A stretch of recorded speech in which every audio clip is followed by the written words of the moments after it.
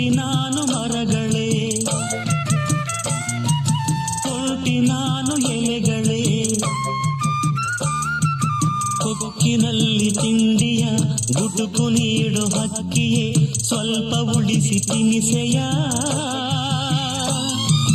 ನನಗೂ ಹಸಿವಿದೆ ಕಾಣೆ ತಾಯಿ ಲಾಲಿಯ,